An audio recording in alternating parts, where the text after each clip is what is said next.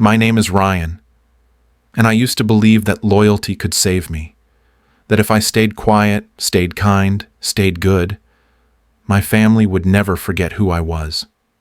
Just last year, I was still the one fixing broken pipes at Dad's house, still the one holding Mom's hand after Grandpa passed, still the son they trusted, or so I thought. Then came Ethan, my stepbrother. No blood, no history, just a smile sharp enough to cut through decades. He called my mom Angel. He fixed one tax error, and suddenly, I was the outsider. But the day my mother's heirloom vanished and reappeared in my work bag like a planted sin, I saw their eyes change. Not anger, not grief, just certainty, the kind that buries you without a word. If you think I begged for answers, you don't know me. Before I continue, drop a comment and hit that subscribe button, because what I did next, it didn't make noise. It made history. Let me take you back to the moment he smiled, and I started digging. They cut me out of the will, just like that. As if I had never been born, never sat at that dinner table, never held my mother's hand while she cried after Grandpa died. As if decades of loyalty, of sacrifice, of quiet obedience could be erased by a smile and a well-fitted suit. The man who replaced me in their eyes was Ethan, my stepbrother. No blood, no roots, just charm and perfect timing. He came into our lives like a polished guest who never left. Always helpful, always present, too present. When I missed one family brunch because of a work emergency, Ethan offered to step in and drive Mom. She called him an angel. When Dad misfiled a tax document, Ethan spotted it just in time. Suddenly, he was the golden boy with all the answers. And me? I became the one they started whispering about when I left the room. The turning point, the one I still wake up remembering, was the bracelet. An heirloom, my mother's favorite, gone from her vanity drawer one morning. Everyone searched, no one accused, until Ethan, almost bashfully, pulled it from my work bag in front of them all. My stomach dropped. My voice failed. Mom's face, disappointment stretched across disbelief. And Ethan? He just shook his head like he wished it weren't true. That moment sealed it. I was never asked. I was never heard. I was just condemned. After that, my place in the family shifted without discussion. When Grandpa fell ill, Ethan was the one who accompanied Dad to the hospital. When there was a board meeting about the family business, Ethan sat in the chair that used to have my nameplate in front of it. They called him dependable, trustworthy, responsible. Everything I had once been before he smiled his way into their trust and planted rot beneath the surface. It wasn't that I failed them. It was that he made it look like I did. And the worst part? They didn't even notice. They trusted him so blindly, they turned away from the only person who never lied to them. That's the part that cuts deepest. Not the betrayal from him, but the abandonment from them. But I didn't scream. I didn't beg. I didn't even defend myself when they stopped inviting me to holidays. I just went quiet. And in that silence, I made a promise. I would show them who he really was. But I wouldn't shout. I'd make the truth louder than any lie he ever told. And I wasn't finished, not even close. I tried to explain, I tried to reason, but every word that came out of my mouth was met with the same cold silence, like I was a child ranting nonsense at a dinner table that no longer belonged to me. I remember that night too well. The way my mother put down her fork without looking at me, exhaling like she'd been carrying my existence as a burden. "We're tired," she said, not even angry. Just tired. "You're always stirring things up." My father didn't say anything. He just stood up, straightened his shirt, and walked out of the room. I called after him, my voice cracking mid-sentence, but he never turned back. I didn't even get the chance to ask what I was guilty of. The argument that followed, it wasn't loud. That's what haunted me most. There was no yelling, no slamming doors. just the sound of rain starting to fall as I stepped outside, gripping the steering wheel in a parked car I suddenly had no destination for. I sat there, my hands trembling, not from the cold, but from something colder. Bitterness, abandonment, realization. I tried, I whispered to no one, but maybe I was never really part of this family to begin with. Things unraveled faster than I expected. I lost my job when a confidential report was somehow leaked under my credentials. The company was downsizing, and I was an easy name to cut, thanks to a conveniently timed anonymous tip about protocol violations. I found out later Ethan had been at the same firm's fundraiser 2 weeks earlier. Small world. When I went to the bank to apply for a business loan, I was met with polite apologies and a rejection slip. They said my credit score had taken a hit from a loan default, but I never took out a loan. Turns out, Ethan had once asked me to co-sign a document for something temporary when I was half asleep after Grandpa's funeral. I signed, not knowing he'd use my name to finance one of his ventures, and when it failed, the debt landed squarely on my shoulders. Every path I tried to take collapsed beneath me, and no one in my family returned my calls. I wasn't just cut off, I was erased. But I didn't collapse. I looked at myself in the mirror, eyes swollen, cheeks hollow, and I saw something I hadn't seen in a long time. Not sadness, not confusion, not fear. I saw fire. If I wanted my life back, I couldn't wait for anyone to rescue me. I had to become the reckoning. Up until this point, I was still hoping someone would see through him. But hope, alone, doesn't fix betrayal. What would you do if the world turned its back on you, and the only way out was to fight smarter than the liar who ruined you? He once joked about it, a throwaway line over dinner. Texas was wild, he said with a smirk, swirling his wine like a villain in a cheap movie. Best and worst time of my life. Then he moved on before anyone could ask what that meant. But I remembered, the way his face tensed, the way his fingers tapped too fast on the stem of the glass. It had been buried in my mind, under years of self-doubt and distraction. But now, when everything else had been stripped from me, that memory surfaced like a flare in the dark. I started there. I found the name of a private investigator I once worked with, back when my company had uncovered a small internal fraud case. He wasn't cheap, but he was thorough. I met him in a diner, sliding over a picture of Ethan. I need everything, I said. Every city, every alias, every sealed record he thought he buried. Weeks passed. I kept working temp shifts, eating cheap microwave meals in a furnished basement I could barely afford. I didn't tell anyone what I was doing. I didn't post about justice or revenge or even grief. I just waited and watched and planned. Then the file came in. 47 pages, mugshots, a police report about domestic assault in Austin, a sealed record involving a hit and run outside of Houston. Ethan's car matched the make and model, but the charges vanished after a mysterious settlement. His ex-girlfriend's name was blacked out in the report, but the injuries weren't. A broken rib, a fractured cheekbone, and trauma so severe she had moved out of state.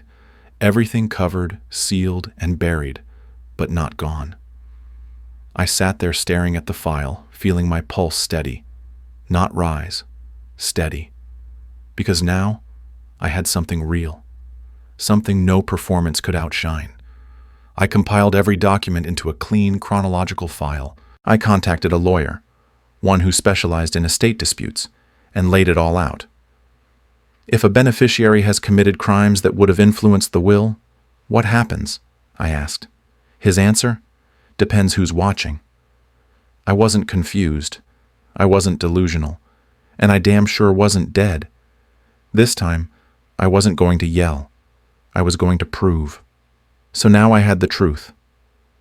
But what good is the truth if no one hears it?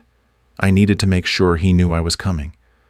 Are you ready to see the first crack in his perfect mask? I didn't knock on anyone's door. I didn't beg to be heard. I didn't even sign my name. Just initials. Just silence. I sent the full dossier to the family's attorney with a clean typed cover letter and one pointed sentence bolded in the center. A beneficiary can be disqualified if they've committed fraud or concealed a serious criminal record.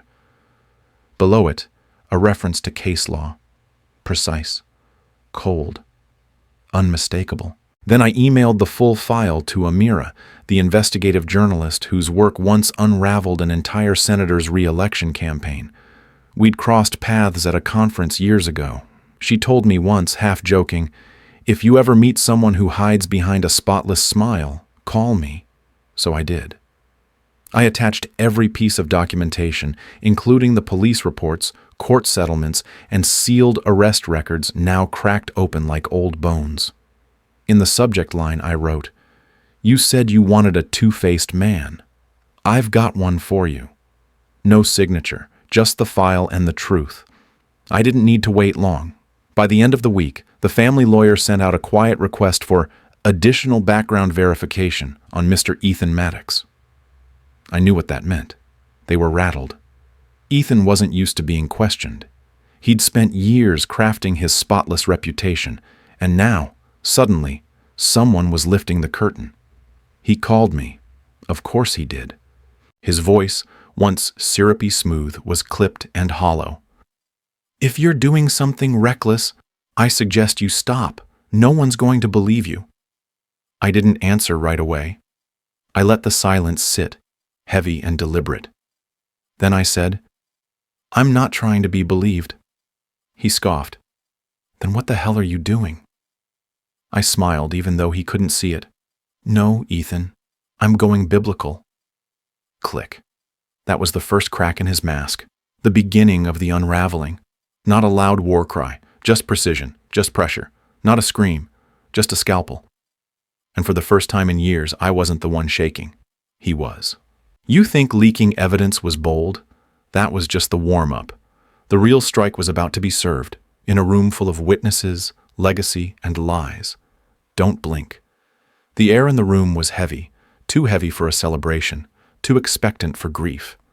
Every seat was filled, every cousin dressed in formality they rarely wore outside weddings or funerals. The mahogany-paneled walls seemed to lean in as the lawyer cleared his throat, fingers poised over the first page of the will.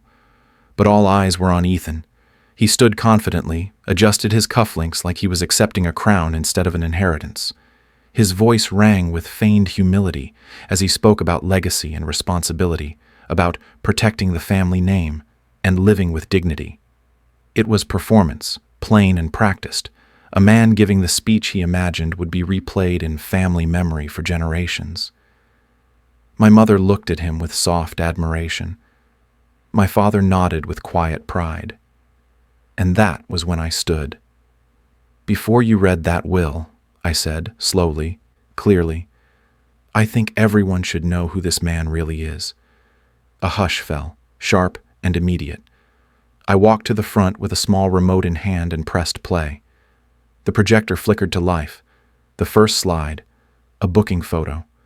Ethan, 17, blood on his collar, hollow in the eyes. Then came the police reports.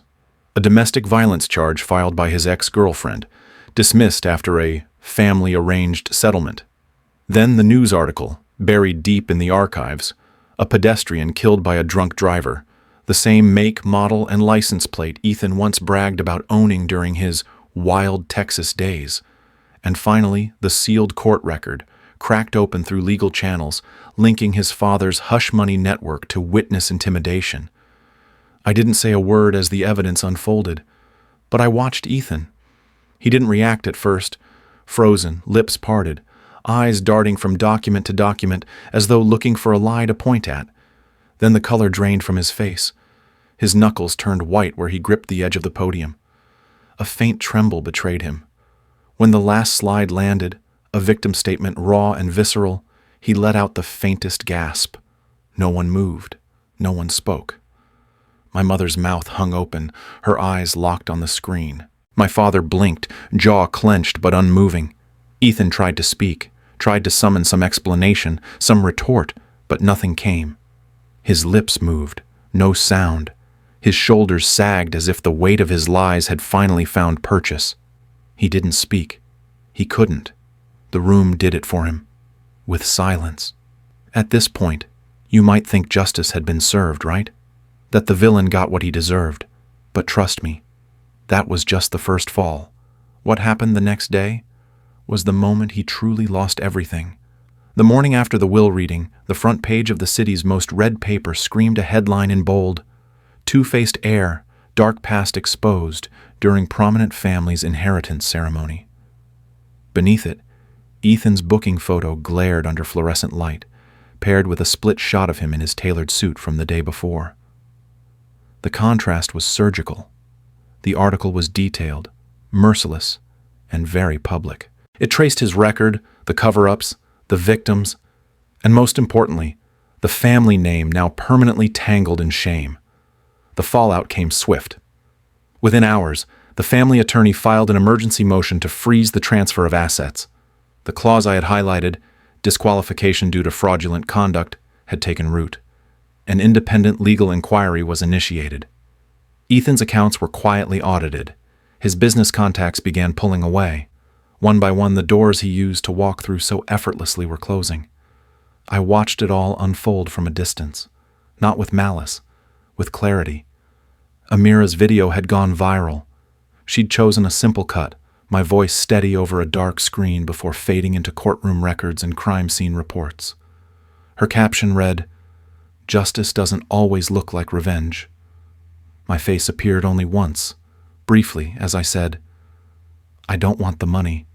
I want the truth to have a name." That clip alone was reshared over 500,000 times in 24 hours. Then came the voicemail. It was short. My father's voice, raw and unfamiliar. "We need to talk." I didn't answer.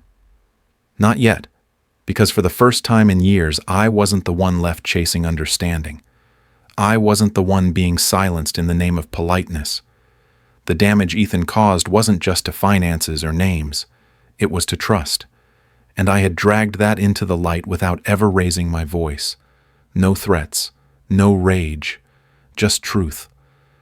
And when people ask what justice looks like, I tell them, it looks like a man watching his empire crumble from the very stage he built to stand on, while the one he erased becomes the reason the crowd finally sees clearly. Now that the storm had passed, you might wonder, what comes after revenge? The answer might surprise you, because healing doesn't come from watching someone fall. It comes from rising without needing to explain yourself again. I went back to the house I'd once called home, not to demand anything, not to reclaim territory, just to sit. And this time, they let me in. The dining room hadn't changed.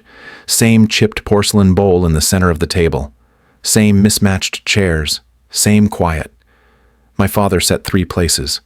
My mother brought out tea that had been steeping too long. But none of us complained. We didn't toast. We didn't cry. We just sat. Halfway through the meal, without looking up, my mother reached into her pocket and placed something on the table in front of me. It was the bracelet. The one that had gone missing all those years ago. The one that had turned up in my bag, making her eyes dim with suspicion I'd never seen before. She didn't explain. She didn't have to. Her voice was barely above a whisper when she said, "I always knew it never belonged there." Then she pushed the bracelet closer to me and picked up her cup again, hands trembling just slightly. I didn't ask why now. I just nodded. And for the first time in years, I smiled, not because everything was perfect, but because the wall between us had cracked, just enough for light to get in. A week later, I moved into a small cottage just down the road. It wasn't much. Low ceilings, creaky floors, windows that fogged with the morning dew, but it was mine. Every morning, I walked down to their garden with a rake in one hand and a thermos in the other. We didn't say much. We didn't need to. I would trim back the wild vines while my father arranged the compost. My mother kept an eye on the marigolds. The rhythm of the work was its own kind of language. Gentle, redemptive, slow. Sometimes we'd sit on the porch afterward, wrapped in old quilts, drinking tea that actually tasted like tea. There were no speeches, no formal apologies, only a kind of quiet reweaving, thread by thread, morning by morning. One afternoon, as the sun began to set behind the hills, my sister called. We hadn't spoken in years, but she asked how I was doing. Her son, my nephew, came on the line, his voice bright and unfiltered. "Uncle Ryan," he said, "is it true you beat the bad guy?" I laughed softly. "Maybe," I told him, "but I'll only tell that story when everyone's ready to listen to the whole thing." Because this wasn't about winning, not really. I didn't need medals or praise. The revenge had never been about destruction. It had been about revealing. Letting the truth breathe after years of being smothered. Making space for what was real. Sometimes I'd sit outside my cottage with a book I wasn't really reading and watch the garden grow. There was a tree I planted near the edge, a little maple that had been nearly dead when I bought it, but somehow held on. Now, each week, its leaves unfurled just a little more. There was no applause, no finish line. Just the quiet hum of something slowly healing. Occasionally, I'd still hear Ethan's name in whispers, a frozen account here, a former client backing out there. But he didn't matter anymore. Not really. What mattered was that my parents saw me now. Not as a mistake or a shadow, but as their son. Some evenings, my mother would hand me a trowel and point to a patch of soil like it was some secret she needed me to understand. "Plant here," she'd say. "The ground's soft." And it was. Everything was. Justice hadn't made me rich, but it gave me back my name, and that, finally, was enough. You thought his public collapse was the end? Not quite. Sometimes the most powerful downfall doesn't happen on a stage. It happens in silence, in shame, in the absence of anyone left to call. Ethan vanished quietly. No courtroom trial, no viral takedown, just the slow and certain unraveling of a man who built his life on borrowed truths and inherited charm. The morning after the article broke, his access to the inheritance was officially revoked. The law firm froze the transfer, citing material fraud. The company his father once ran, once so eager to parade him as their rising heir, sent out a discreet statement severing all ties. Reputation was currency, and Ethan's had become radioactive. For a while, I didn't hear his name. Then whispers began, clients pulling out, investors reassessing. His business accounts were suspended for review. His apartment lease was terminated after photos leaked online of him yelling at reporters. No charges, no police. Just doors quietly closing, one after another. His calls went unanswered. Relatives, once eager to be seated at his table, stopped returning messages. He deactivated his social media. No more sleek suits, no curated brunches, no captions about family legacy. It all went dark. And then, silent. Weeks passed. One evening, I saw him. He was seated alone on a park bench 2 blocks from where we used to live, the kind of place kids feed pigeons and joggers pass without looking. It was early dusk, the kind of light that softens everything, even regret. Ethan wore the same designer coat from months ago, now wrinkled and hanging loose off his shoulders. His eyes, once razor-sharp and calculating, were bloodshot, sunken, scanning the ground like it held the version of himself he'd dropped and couldn't recover. No one sat beside him. No one looked twice. I didn't say a word. I didn't need to. I waited until he stood slowly and wandered off toward the edge of the square, shoulders hunched in on themselves like he was trying to disappear. When he was gone, I approached the bench. From my coat pocket, I pulled out a small white envelope. Inside, a single photo. It was grainy, but unmistakable. Ethan's hand, reaching into my backpack. The glint of my mother's missing bracelet caught in the camera's flash. I had retrieved the image weeks ago, from an old home security backup I thought had long been erased. I'd never shown it to my parents. I didn't need to. They already knew. But Ethan? He needed to see it. Not because I wanted him to explain or confess or beg, but because there are truths that don't need to be shouted. They just need to be seen. Quietly. Undeniably. I tucked the envelope into the slats of the bench where he'd find it if he ever came back. I didn't sign it, didn't leave a message. The photo was enough. And then I walked away. There's something more devastating than rage, more final than revenge. It's indifference. It's the moment your enemy realizes they don't even warrant your hatred anymore. Ethan became a ghost in a city that once called him golden.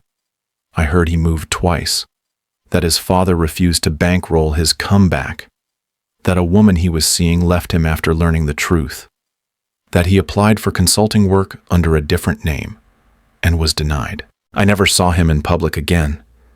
But sometimes when I pass that park, I glance at the bench. I wonder if he sits there still, replaying the moment the illusion shattered, the moment no amount of charm or money or pretense could protect him from the truth he tried so hard to bury. He had spent years trying to erase me, but in the end, he erased himself. And I simply let him. So what do you do when you've won, but you no longer need to prove anything? The answer lies not in revenge, but in what you choose to leave behind. This is where legacy begins. They say justice is a verdict, but sometimes it's a seed, quiet, buried deep, waiting to grow in the hearts of those who thought they'd been forgotten. I didn't want a monument or applause or even recognition. What I wanted, what I needed, was to ensure that no one else would sit alone at a family table and feel erased. That's why I founded the Whitmore Justice Trust, named after my grandparents, not for their wealth, but for the value they once taught me to believe in. Before everything was twisted, the fund would serve those who, like me, had been cut from inheritance not because of wrongdoing, but because of silence, manipulation, or misplaced trust. It wouldn't undo the pain, but it might prevent the next betrayal from going unchallenged. I didn't expect much attention, but one day a family law symposium invited me to speak, not as a headline, not as a cautionary tale, but as someone who had turned injustice into something living, breathing, and reparative. I stood on that stage, not in vengeance, but in quiet strength. I didn't begin with the scandal. I began with the silence.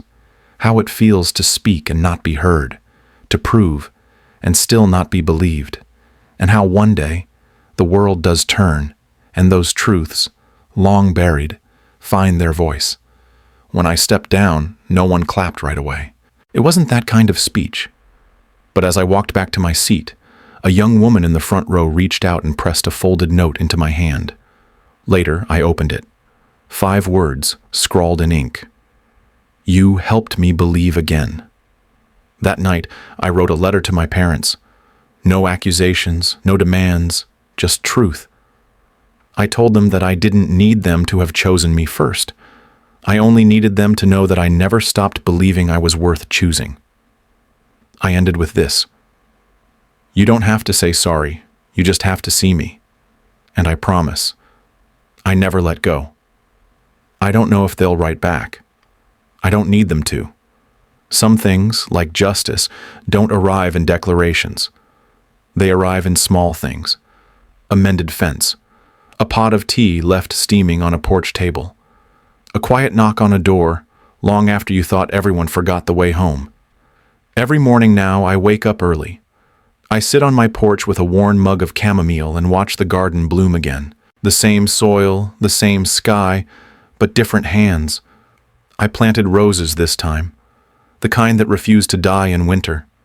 There's a bench under the tree where I used to climb as a boy. Sometimes my nephew visits, and we sit there in the afternoon light.